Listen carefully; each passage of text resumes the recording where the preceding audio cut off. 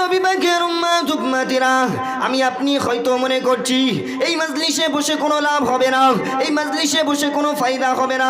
ও আমার মুসলমান ঘরের ভাইয়েরা, আসো রাসূলুল্লাহর পথে ফিরে এসো, এসো মুস্তাফার পথে ফিরে এসো, এসো হাবিবুল্লাহর পথে ফিরে এসো। আমি আপনি হয়তো মনে করছি এই মজলিসে বসে কোনো লাভ হবে না, এই মজলিসে বসে আমি লাভবান হতে পারবো না, এই মজলিসে বসে আমি উত্তীর্ণ হতে পারবো না, এই মজলিসে বসে আমি কামিয়াবি হতে পারবো না। আমি ওই সব মুসলমান ভাইদেরকে জানিয়ে দিতে চাই, ও আমার মুসলমান ভাইরা, আসো রাসূলুল্লাহর পথে ফিরে এসো। আল্লাহ তো রাসূলুল্লাহর মর্যাদাটাকে বাড়িয়ে দিয়েছেন, আল্লাহ তো রাসূলুল্লাহর ইজ্জতটাকে বাড়িয়ে দিয়েছেন, আল্লাহ তো রাসূলুল্লাহর রুতবাটাকে বাড়িয়ে দিয়েছেন, আল্লাহ তো রাসূলুল্লাহর হাইসিয়াতটাকে বাড়িয়ে দিয়েছেন, আল্লাহ তো রাসূলুল্লাহর সম্মানটাকে বাড়িয়ে দিয়েছেন। ও আমার মুসলমান ভাইয়ের যুবকেরা, আমি আজকে এই মজলিসটাকে জানিয়ে দিতে চাই, যারা আমরা এখনো পর্যন্ত এই মজলিস বাদ দিয়ে বাড়িতে বসে আসি, তাদেরকে আমি জানিয়ে দিতে চাই, তাদেরকে আমি শুনিয়ে দিতে চাই, ও আমার মুসলমান ঘরের ভাইয়েরা, এসো রাসূলুল্লাহর পথে ফিরে এসো।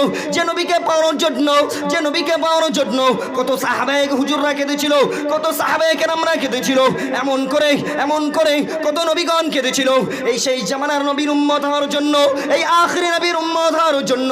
আর আমি আপনি মুসলমান আজকে বিনা চাওয়াই, বিনা পাওয়াই, বিনা বলাই এই আখিরি নবীর উম্মত হয়ে পৃথিবীতে আসতে